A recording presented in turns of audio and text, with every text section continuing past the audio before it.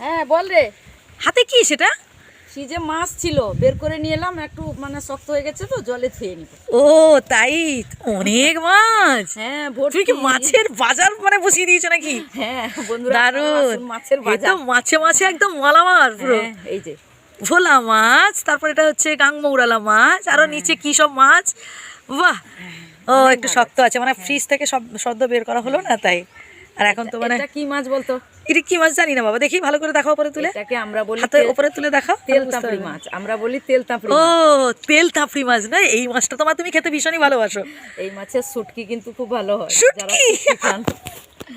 ভোলা মাছেরও শুটকি হয়। ও দারুণ ব্যাপার। তো যাই হোক, আজকে কি মাছ রান্না হচ্ছে কি হচ্ছে আপনারা বন্ধুরা দেখতে থাকুন। আর হচ্ছে আমি ধুয়ে নিয়ে আসি ভালো হ্যাঁ করে, তারপর একদম। দেখাবো। তবে এখন তো সঙ্গে সঙ্গে হবে না, হ্যাঁ। কেননা এটাকে কিছুক্ষণ রেখে দিতে হবে। হ্যাঁ, হ্যাঁ। সদ্য ফ্রিজ থেকে বের করা হয়েছে। হ্যাঁ তো ঠিক আছে, তুমি জলে ভিজিয়ে দাও, তারপর দেখানো হবে। হ্যাঁ হ্যাঁ জলে। এই যে দেখুন, পুঁই বিচুলির ঘন্ট।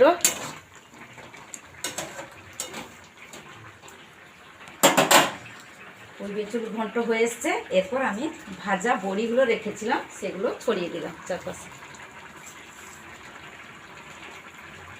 বড়ি এমন একটা জিনিস, প্রত্যেকটা তরকারিতে টক একমাত্র ঝোল ছাড়া, মাছের ঝোলটা পড়ে না, আর সমস্ত তরকারিতে দেওয়া হয় এবং তার সেন্টটাও খুব ভালো, টেস্টিও ভালো হয়। এই যে দেখতে পাচ্ছেন আমার পুঁই বেচিলির ঘন্ট হয়ে গেছে। আমরা তো বলি পুঁই করো, আবার অনেকে বলেন পুঁই বিচুটি। এরপর হয়ে গেছে। ভালো থাকবেন, সুস্থ থাকবেন, কমেন্ট করে কিন্তু অবশ্যই জানাবেন। টাটা। এরপর আমি শুকনো লঙ্কা দিয়ে দিলাম, ওই মাছের তেলে শুকনো লঙ্কা দিয়ে দিলাম এবং 5 ফোড়নও দিয়ে দিলাম।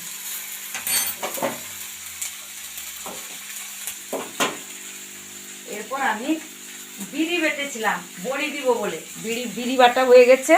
এই বিড়ির শিলের যে বিড়ির জলটা, সেই বিড়ির জলটা আমি তেঁতুল দিয়ে ভালো করে মাখিয়ে নিয়েছি।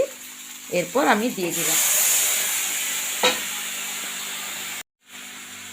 আবারও দিয়ে দিলাম।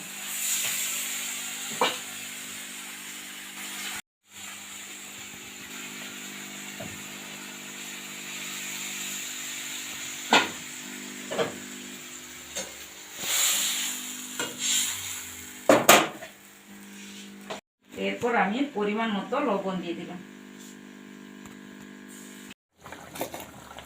এরপর আমি ওলকপি কেটে রেখেছিলাম দিয়ে দিলাম।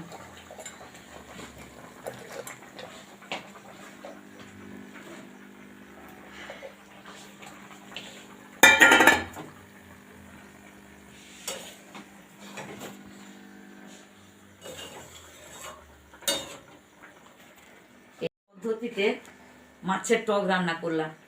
বিড়ি বেটেছিলাম, ওই বিড়ির যে জলটা, বাটার জলটা, বাটনা, সেই বাটনা জলটা দিয়ে আমি পাকা তেঁতুল দিয়েছি এবং লবণ হলুদ ভালো করে দিয়ে একটা টক বানালাম। খেতে কিন্তু খুব সুন্দর লাগবে।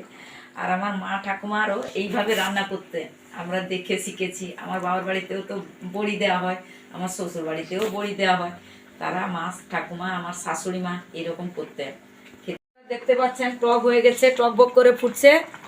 এইভাবে বাড়িতে আপনারাও বানিয়ে খাবেন, খুব ভালো লাগবে। ভালো থাকবেন, সুস্থ থাকবেন, কমেন্ট করে কিন্তু অবশ্যই জানাবেন, কমেন্ট করতে ভুলবেন না। টাটা।